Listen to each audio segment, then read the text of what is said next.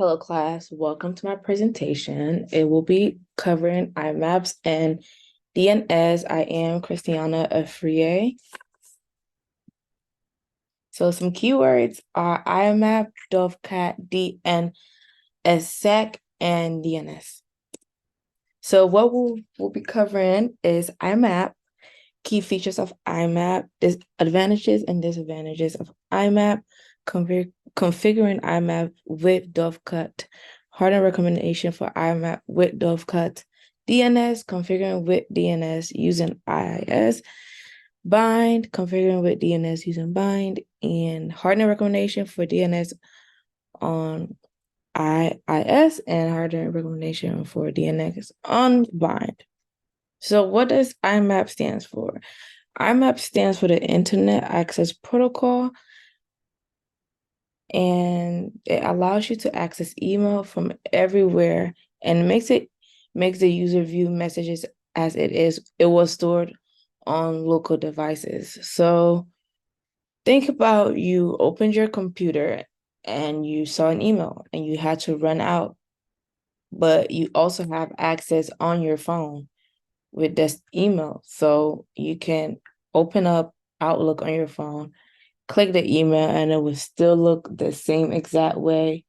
Nothing would change. Everything will be perfect as it is. The key features of Iimap is Iimap acts as an intermediary between email server and the email client.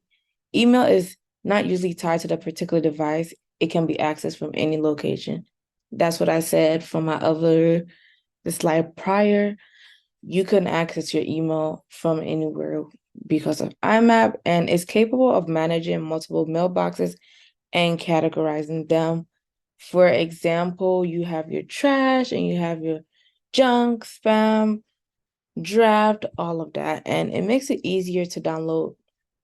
It makes it easier to download files that are attached. Okay, advantages and disadvantages.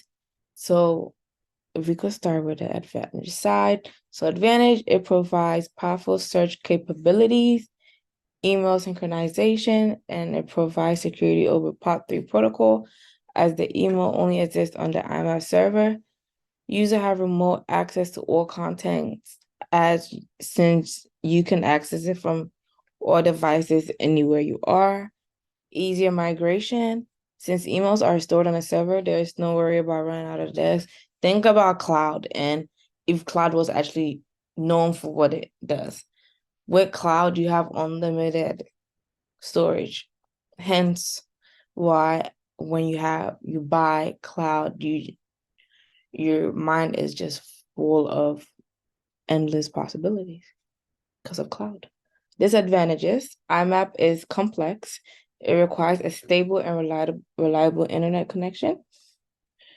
Security depend on the implementation and configuration of the mail service. So if you don't configure it right or implement it right, sorry, you are out of luck. The cost of storage will increase, especially if they have large mailboxes. Synchronization will slow down email client performance due to introduction of overhead.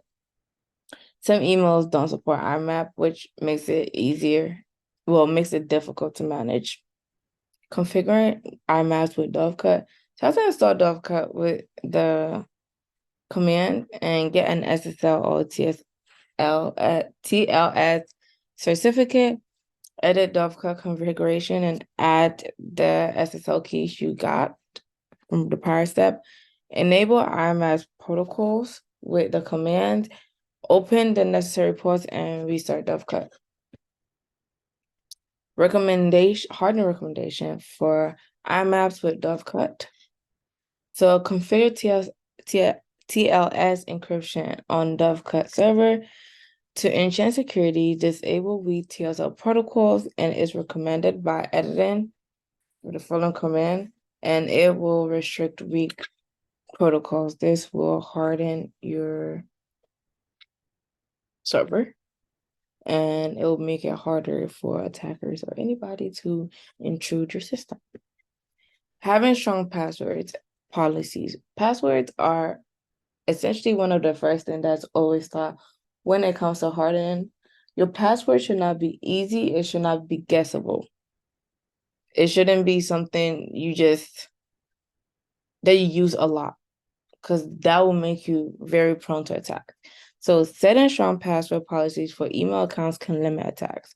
Having requirements for the length of the emails and how much they should change. Implementing login attempts will protect it against brute force attacks. So as you know, brute force attacks, attackers are consistently every second putting in a different password trying to get into the account.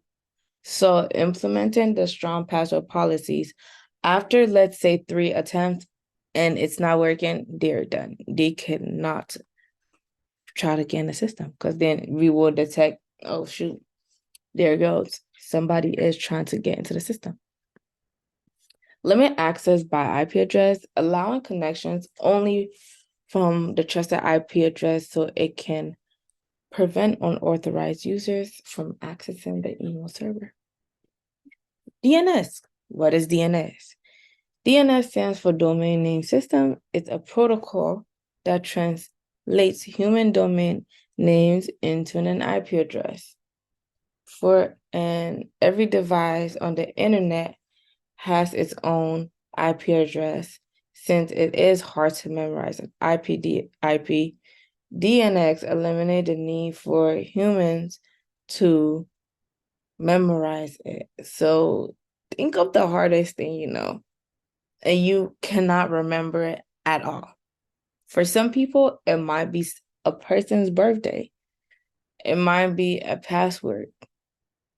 But with DNX, it makes it very easier. So it practically cut it short so that you can remember what it is, or make it easier for you to go about your day.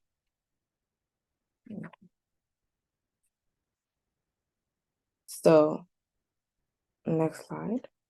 So features of DNX. It is easier to remember than an IP address. Can map out new IP address of the host every time it changes.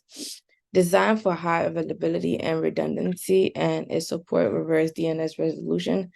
This is used to verify the authenticity of email servers. Next. Configuration with IIS. You have to first install DNX on the Windows Server, IIS. Under DNS Manager, select Secure Only. Enable DNS querying to monitor logs and detect any unauthorized queries. Bind. This is a new term. What is bind? Bind stands for Berkeley Internet Name Domain. Bind is a software service connected to the internet. It is essential for reliable internet communication. Features of Bind includes you can build your own custom tools to address specific DNS cases and operation requirements. Publish multiple views of DNS namespace, which each view is treated as a separate virtual server. And lastly is support IPv6, which is the newest IP, since we keep getting big and bigger. Configuring DNX using bind. So first install bind. Following command, configure the bind directory. Define the forward and reverse zones. Create forward and reverse zone files and add the name server IP to the resolve configure bind file. Harden recommendations for DNX on IIS. Enable DNSSEC. Now, what is DNSSEC? DNSSEC stands for Domain Name System Security Extension. Enabling this feature is great security measure since it ensures the integrity and authenticity of the DNX data and is used to protect DNX spoofing. Implement DNX response rate. Using a response rate limit is a technique that limits the rate at which the DNS server responds to queries for an IP address. Okay.